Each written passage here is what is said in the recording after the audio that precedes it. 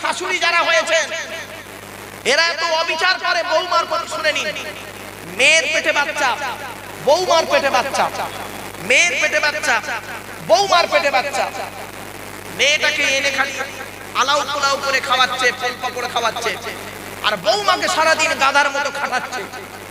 2 দিন বৌমা উঠতে পারেনি, শরীর অসুস্থ, পাড়ায় পাড়ায় বলে বলে বেড়াচ্ছে শাশুড়ি আমরা আর পেটে বাচ্চা ধরিনি, ও একাই শুধু পেটে বাচ্চা ধরেছে। ঠিক না ঠিক?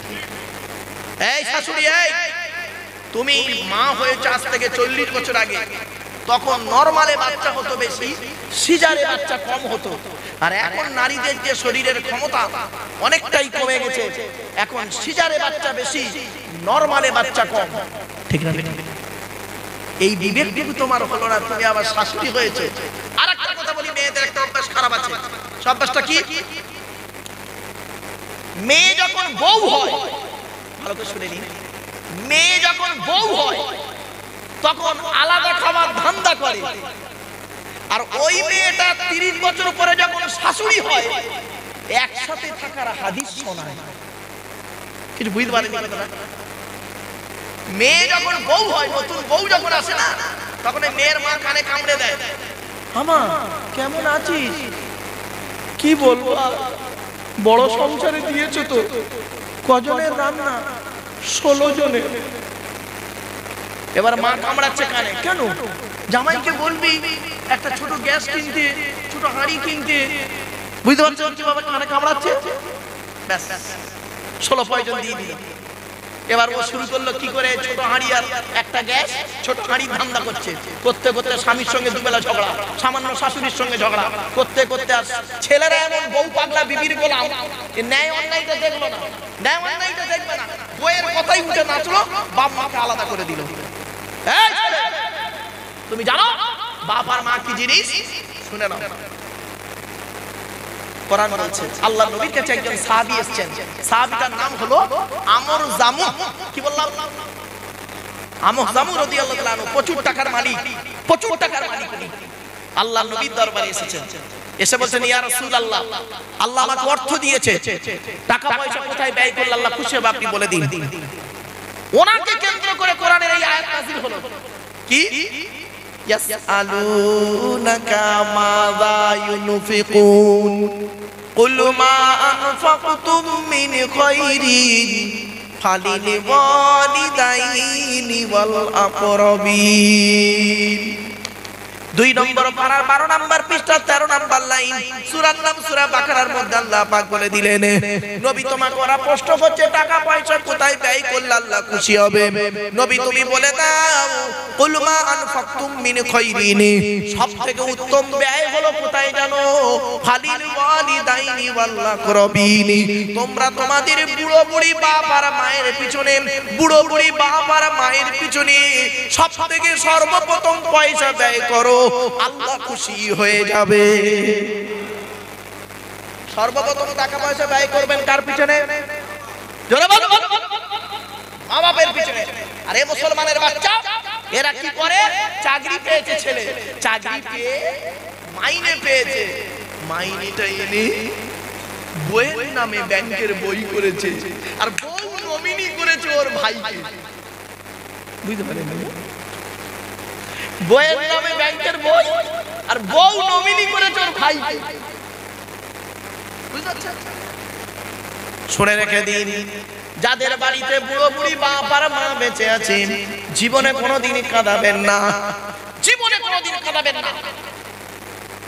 বাপ মা যদি কেঁদেছে, তুমি যত বড় আলেম, মাস্টার, ডাক্তার, ইঞ্জিনিয়ার, প্রফেসর হও না কেন, তুমি জাহান্নামী। নবী বলেছে, রাদিয়াল্লাহু ফি রাদিয়াল ওয়ালিদাইন ওয়া সাফুল্লাহু ফি সাফিল ওয়ালিদাইন। আল্লাহর নবী বলেন, এই ছেলে মেয়েরা, হকের উপরে তোমাদের বাপ মা যদি নারাজ হয়ে যায়, আল্লাহ নারাজ হয়ে যাবে। হকের উপরে বাপ মা যদি খুশি হয়ে যায়, আল্লাহ খুশি হয়ে যাবে। এই জন্য যাদের বাড়িতে বুড়ো বুড়ি বাপ আর মা বেঁচে আছে, তাদের বাড়িতে আল্লাহর রহমত ঝরে ঝরে পড়বে। জোরে বলুন সুবহানাল্লাহ। টাকা পয়সা ব্যয় করবেন বাপ মার পিছনে, লজ্জা করে না? লজ্জা করে না? ঈদের সময় মায়ের শাড়িটা নিয়েছে মাত্র 500 টাকা, আর শাশুড়িকে দিয়েছিল 2500 টাকা দামের শাড়ি। শ্বশুর বাপের লুঙ্গিটা নিয়েছে 300 টাকা, আর শ্বশুরের লুঙ্গিটা নিয়েছিল 1000 টাকা। এ এমন শ্বশুর শাশুড়ি নির্লজ্জ বেহায়া অভদ্র নির্লজ্জ শ্বশুর শাশুড়ি কিছু আছে আপনাদের এখানে আছে কি তা জানি না এই ক্যামেরার মাধ্যমে যে সমস্ত শাশুড়িরা বসে আছে অনেক নির্লজ্জ শাশুড়ি আছে আর শ্বশুর আছে এখানে যারা কি করে দেখবেন জামাই দিয়েছে অমনি নিয়ে নিয়েছে কই জামাইকে কোনো বাপের বেটা শ্বশুর এমন কোনো বাপের বেটা শ্বশুরকে দেখলাম না যে জামাইকে একবার বলল বাবা জামাই আমি তোমার বাপ শ্বশুর মানে আব্বা তো আরে ভাই বলুন বাবা জামাই আমি তোমার বাপ শ্বশুর আব্বা কবে থেকে 20 বছর পরে আমার মেয়েকে তোমার সঙ্গে বিবাহ দেওয়ার পরে তোমার শ্বশুর আব্বা তাই তো তাহলে আমার লুঙ্গিটা যদি 1000 টাকা দাম হয় বাবা তোমার যে বাপ জন্ম দিল ওই বাপের লুঙ্গিটা কত টাকা দাম বাবা কোনদিন কোন শ্বশুরকে তার জামাইকে প্রশ্ন করতে শুনিনি শুনেছেন নাকি ও পেয়েছে মাল নিয়ে নিয়েছে জীবন দেখে না ছোট লোক তো অনেক শাশুড়ি আছে এই শাশুড়িরা কোনদিন বলেছে জামাইকে তা বলবে কেন তা বলবে না মাকে ভিখারি বানিয়ে তোমরা কি করো অনেকে বাম্মার ভাত দেয় না বাপের ভাত দেয় না ভাই যারা বাম্মার ভাত দাও না তারা আমার ওয়াজ শুনবে না একদম ওয়াজ শুনবে না বাম্মার ভাত দাও না নির্লজ্জ কোথাকারে বাপকে একটা আপেল কিনে খেতে দেয় না মাকে একটা আপেল কিনে খেতে দেয় না আর তোমরা কি করেছো আব্দুল্লাহ ইল মারুফকে ডেকে দেশি মুরগির ডিম খাওয়াচ্ছো মনে রেখো তোমার বাপ আর মা আল্লাহর নবীর পরই স্থান হলো বাপ আর মায়ের অতএব বাম্মা যদি কেঁদেছে তুমি জাহান্নামী বারবার বলে দিচ্ছি বাম্মা দোয়া আল্লাহর আরশে আজিমে পৌঁছে যায় রাসূলুল্লাহর হাদিস গো বাপ আমারে ভুল বুঝতে যাবেন না আমি বাস্তব কথাটাই বলি আল্লাহ নবী বললেন দাওয়াতুল মাজলুম ওয়া দাওয়াতুল মুসাফিরি মুসাফিরের দোয়া আল্লাহ কবুল করে 3 নাম্বার হলো ওয়া দাওয়াতুল ওয়ালিদ আলা ওয়ালাদিহি কোন বাপ আর মা যদি নিজের কলিজার টুকরা সন্তানের জন্য দোয়া চেয়ে যায় বিদ্যুতের থেকে দ্রুত গতিতে বাম্মার দোয়াটা আল্লাহর দরবারে কবুল হয়ে যায় জোরে বলুন সুবহানাল্লাহ এজন্য খবরদার জীবনে বাম্মাকে কাঁদাবেন না বাপ আর মায়ের দোয়া নেবেন যদি কারোর বাম্মা মারা যায় যদি কারোর বাপ আর মা মারা যায় বাম্মার কবরটা জুম্মার দিন একটু দোয়া চাইবেন বাম্মার জন্য কবরটা জিয়ারত করবেন বাম্মার কবরটা জিয়ারত করবেন শুক্রবারে জুমার নামাজের পরে শুধু তাই নয় বাম্মার জন্য রুহে মাগফিরাতের দোয়া চাইবেন বাম্মার জন্য আল্লাহর রাস্তায় দান করবেন কবরে শুয়ে শুয়ে তারা সওয়াব পাবে জোরে বলুন অনুরোধ করে বলে যাচ্ছে বাপ আর মা অমূল্য রত্ন এরা বাম্মাকে কাঁদিয়ে শ্বশুর শাশুড়ি খুশি করে আর শ্বশুর শাশুড়িরা কোনোদিন বললো না বাবা জামাই তুমি তোমার আব্বা মাকে দেখো বাবা একথা কোনোদিন বললো না খবরদার নয় অনুরোধ করে হাতে ধরে বলে গেলাম আর কয়েক মিনিট কথা বলবো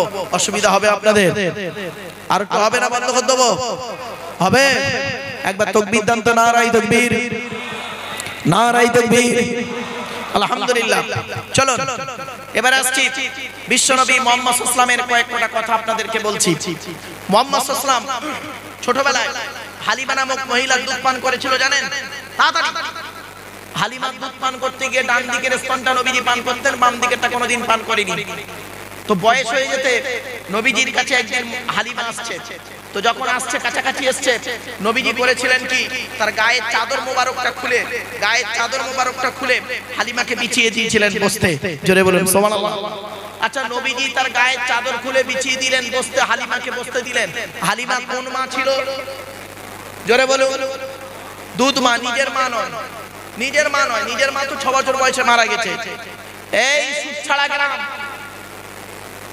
এই সুচ্ছাড়া গ্রামের মানুষেরা তোমার নবী কি করেছে তার গায়ের চাদর খুলে দুধ মা হালিমাকে বিছিয়ে দিয়েছেন বসতে আর তুমি কি করো তুমি ঘুমাও খাটে গদিতে তোমার বুড়ো বুড়ি বাপ আর মা ঘুমায় চেটায় মাটিতে তুমি আবার বলো আমি একজন নামাজি মুসল্লি আমি একজন মুসলমান নির্লজ্জ কোথাকারে বেয়াদব খবরদার নয় সবথেকে দামি বিছানাটা বাম্মার জন্য করবেন আল্লাহ খুশি হবে সবথেকে দামি চেয়ারটা বুড়ো বুড়ি বাপ আর মায়ের জন্য করবেন আল্লাহ খুশি হবে সবথেকে ভালো খাবারটা বাপ আর মাকে খাওয়াবেন আল্লাহ খুশি হবে গাছের সর্বপ্রথম খাবারটা বাপ আর মাকে খাওয়াবেন আল্লাহ খুশি হবে জোরে বলুন সুবহানাল্লাহ আর এরা এসব করবে এসব করে না অনুরোধ করে বলে যাচ্ছি, কথাগুলো শুনতে খারাপ লাগবে, আল্লাহর নবীদের পরই স্থান হলো বাপ আর মায়ের, বাম্মার স্থানটা অনেক অনেক। আপনাদেরকে আমি অনুরোধ করলাম, পৃথিবী শুরু হয়েছে একদিন, এই পৃথিবী ধ্বংস হবে একদিন, ঠিক না বেঠিক? এই পৃথিবী ধ্বংসের কয়েকটা লক্ষণ আপনাদেরকে বলে যাচ্ছি, ভালো করে শুনে নিন। মোনাজাত করে দেবো আর কয়েক মিনিটের মধ্যে শেষ করে দেবো, চিন্তা নেই। তবে তার আগে এই গুরুত্বপূর্ণ কথাগুলো একটু শুনে যান, অসুবিধা হবে? শুনে নিন। এই পৃথিবী শুরু হয়েছে একদিন, এই পৃথিবী ধ্বংস হবে একদিন, এটা সহজ কথা, সকলে জানে, ঠিক না বেঠিক? পৃথিবী ধ্বংসের কয়েকটা লক্ষণ শুনে নিন আর আপনারা মিলিয়ে মিলিয়ে দেখে নিন।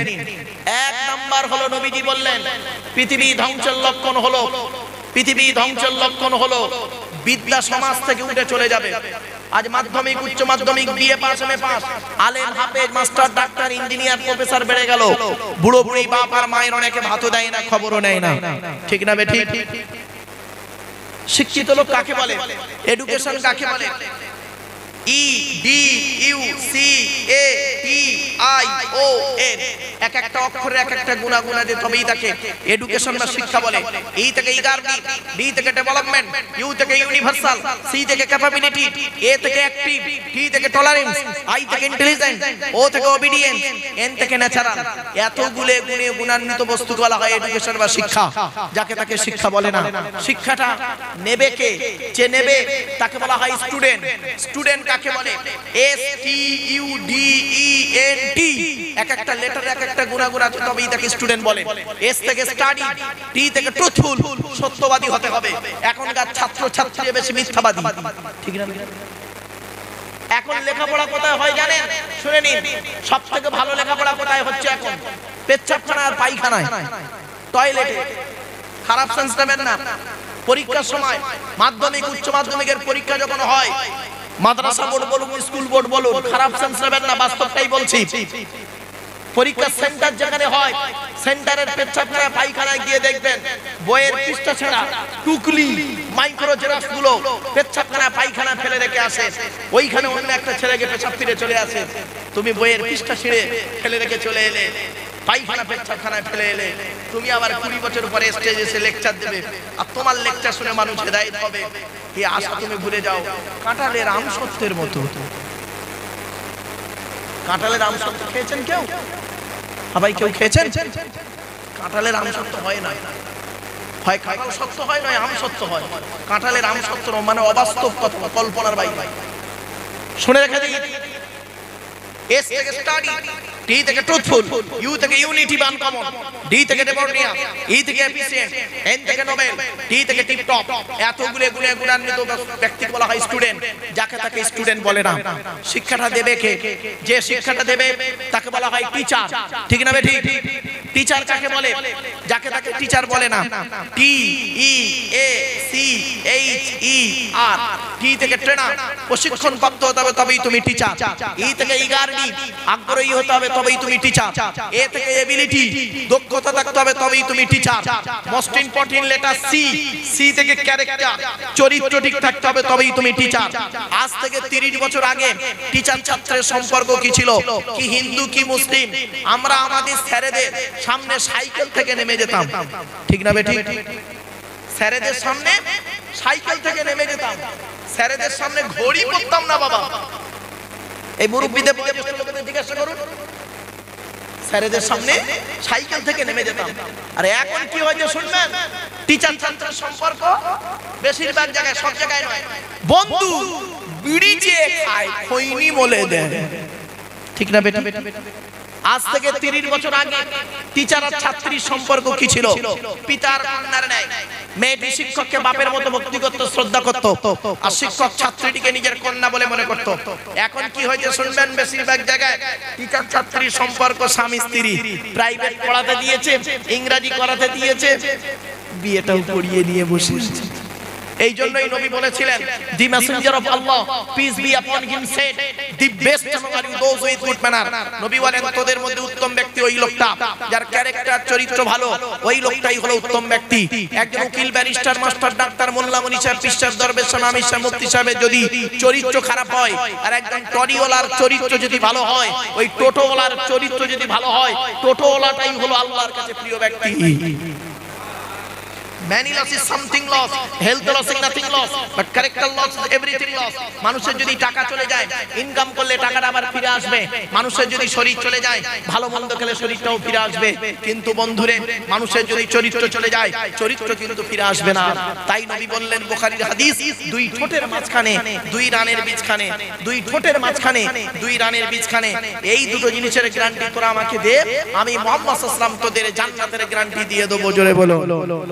হারাম খাবার খাওয়া থেকে জিভটাকে ঠিক করুন, হারাম খাবার খাওয়া থেকে জিভটাকে ঠিক করুন, বাজে ভাষা বলা থেকে জিভটাকে ঠিক করুন, পরনিন্দা পরচর্চা করা থেকে জিভটাকে ঠিক করুন, লজ্জাস্থানকে হেফাজত করুন। বাবা, পাড়ায় বন্ধন টন্ধন ভালো চলছে,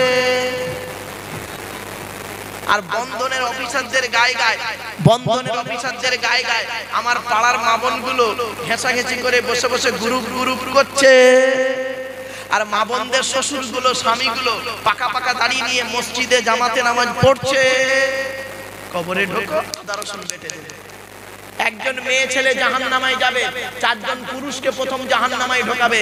এক নাম্বার তার বাপ, দু নাম্বার তার ভাই বা দাদা, তিন নাম্বার তার স্বামী, চার নাম্বার তার পেটের ছেলে।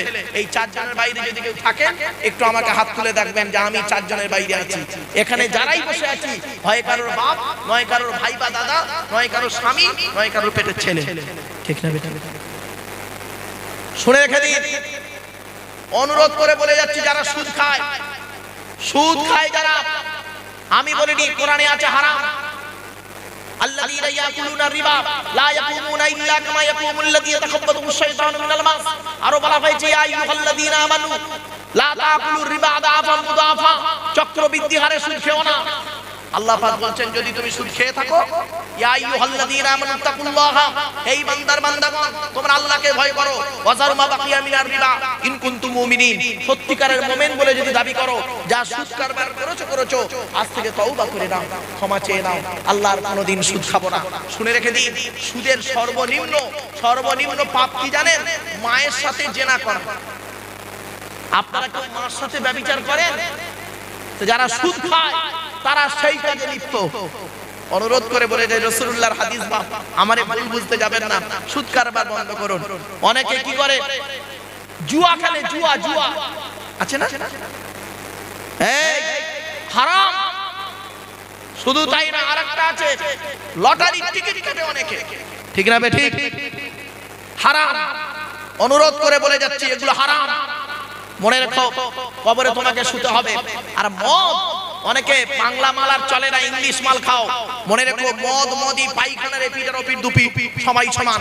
মনে রেখো, মদ যারা খায় তারা, রাসূলুল্লাহ বলেছেন, আমার কথা নয়, মদ যারা খায় ফুপু খালার সঙ্গে জেনা করার মতো পাপ কাজ করে মদ যারা খায়।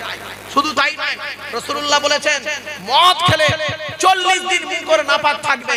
শুধু তাই নয়, মদ যারা খায় রাসূলুল্লাহর জামানায় তাকে 40 গা বেত মারা হতো, 40 গা বেত মারা হতো। হযরত ওমরের জামানা যখন এলো, 80 গা বেত মারা হতো মদখোরকে। শুধু তাই নয়, মদ যারা খায়, মদ খেয়ে যদি মারা যায়, আর পেটে যদি মদ রয়ে যায়, কিয়ামতের মাঠে আল্লাহ পাক ওই মদখোরের দিকে তাকাবেন না। হাতে ধরে বলে গেলাম, মদ হারাম। অনুরোধ করে বলে যাচ্ছি, যদি না মানেন, এটা আল্লাহ কিয়ামতের মাঠে আপনাদের সঙ্গে দেখা হবে। কোনদিন যেন বলবেন না কিয়ামতের মাঠে আপনি বলার কথা আপনার থাকবে না যে আব্দুল্লাহ গিল মারুফ এই কথাগুলো বলেনি। বাস্তবটাই বলে গেলাম আপনাকে। চলুন এগিয়ে যাচ্ছি। তাই টিচার হতে গেলে কতগুলো গুণ থাকতে হবে। টি থেকে ট্রেনার, ই থেকে ইগারটি, এ থেকে এবিলিটি, সি থেকে ক্যারেক্টার, এইচ থেকে অনেস্টি, সততা থাকতে হবে, তবেই তুমি টিচার। তুমি হিন্দু বলে মুসলমানের খাতা দেখবে কড়া করে, মুসলমান বলে হিন্দুর খাতা দেখবে কড়া করে, এটা কোনোদিন আদর্শবান টিচারের পরিচয় নয়। তুমি টিচার, তোমার কোনো জাত হয় না। শুনে রেখে দিই, কয়েক কটা ব্যক্তির কোনো জাত হয় না। এক নাম্বার, টিচারের কোনো জাত হয় না। টিচারের কাছে পরিচয় কি? আমি শিক্ষক, তুমি ছাত্র ছাত্রী, ঠিক না বেটা? শুধু তাই নয়, ডাক্তারের কোনো জাত হয় না, ডাক্তার নিজেই একটা জাত। ডাক্তারের কাছে একটাই পরিচয়, আমি ডাক্তার, তুমি রোগী, এইটাই পরিচয়। তুমি হিন্দু না মুসলিম, কালো না ফর্সা, লম্বা না বেটে, নারী না পুরুষ, এ দেখার দরকার আমার নেই। আমি ডাক্তার, তুমি পেশেন্ট, এইটাই। শিক্ষকের কাছেও তাই, আমি শিক্ষক, তুমি শিক্ষার্থী। তুমি নারী পুরুষ, হিন্দু মুসলিম, কালো ফর্সা, লম্বা বেটে, এসব দেখার দরকার নেই। আর এদিকে ভাববেন এই কথাগুলো, অনুরোধ করে বলে গেলাম, বাবা হাতে ধরে বলি, অনুরোধ করে যাচ্ছি, কথাগুলো মাথায় রাখুন। এবার আসছি ই থেকে আর কি। টিচার হতে গেলে আগে আগে আসতে হবে, আর থেকে রেগুলারিটি, নিয়মিত ক্লাস করতে হবে। তুমি টিচার হতে গেলে তোমাকে নিয়মিত ক্লাস করতে হবে। টেনার, eagerly, ability, character, honesty, early, regularity, এতগুলো গুণ যার মধ্যে আছে, he is a really teacher, তিনি হলেন সত্যিকারের একজন টিচার। আমার বলার উদ্দেশ্য হলো আলাদা। আল্লাহর নবী বলেছেন, ইন্নামা বুইস্তু মুআল্লিমা, দুনিয়ার মানুষ মুহাম্মদকে আল্লাহ বিশ্বের মানুষের টিচার করে পাঠিয়েছে। ধরে বলো আমার বাপেরা, এক নাম্বার বিদ্যা উঠে চলে যাবে। আজ মাধ্যমিক, উচ্চ মাধ্যমিক, বিএ পাস, এমএ পাস, আলেম, হাফেজ, মাস্টার, ডাক্তার, ইঞ্জিনিয়ার, প্রফেসর বেড়ে গেল। বুড়ো বুড়ি বাম্মার ভাত দেয় না, নোংরা কাজে লিপ্ত বেশি শিক্ষিত লোকেরা, ঠিক না বেটি? বর্তমানে শিক্ষিত লোকেরা নোংরা কাজে লিপ্ত বেশি, মূর্খদেরকে ইউটিলাইজ করে শিক্ষিত লোকেরা অনেক। অনুরোধ করে বলে গেলাম, সাবধান। দুই নাম্বার নবী বললেন, পৃথিবী ধ্বংসের লক্ষণ হলো ওয়ায়ুকসারুজ জিনা, ব্যভিচার বেড়ে যাবে। ঘরের ভেতরে এখন ব্যভিচার চলছে, ঘরের বাইরে এখন ব্যভিচার চলছে, ঘরের ভেতরে ব্যভিচার চলছে, ঘরের বাইরে ব্যভিচার চলছে, এর ব্যাপক আলোচনা। তাই নবী বললেন ব্যভিচার বেড়ে যাবে। তিন নম্বরে বলা হলো ওয়ায়ুকসারু শুরবুল খমার, মদ পান বেড়ে যাবে। চার নম্বরে বলা হলো সুদ খাওয়া বেড়ে যাবে, খালি মিলিয়ে নি। পাঁচ নম্বরে বলা হলো ঘুষ খাওয়া বেড়ে যাবে।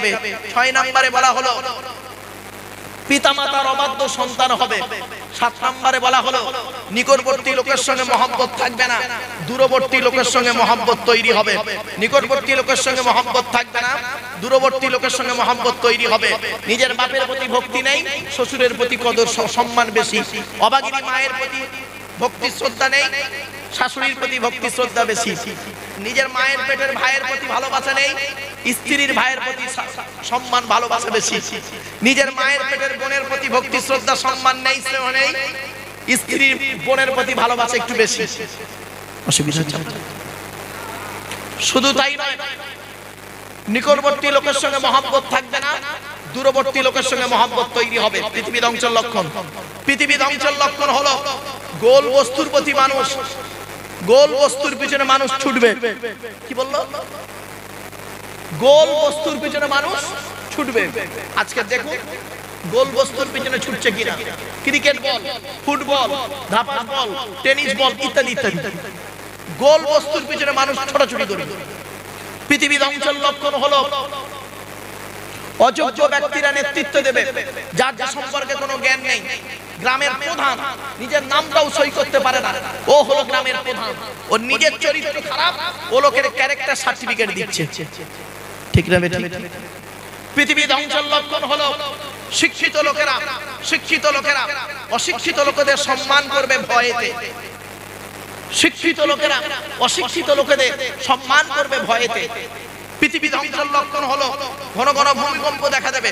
পৃথিবী ধ্বংসের লক্ষণ হলো জলোচ্ছ্বাস দেখা দেবে। পৃথিবী ধ্বংসের লক্ষণ হলো আবহাওয়ার পরিবর্তন দেখা দেবে। পৃথিবী ধ্বংসের লক্ষণ হলো অজানা রোগের আবির্ভাব ঘটবে।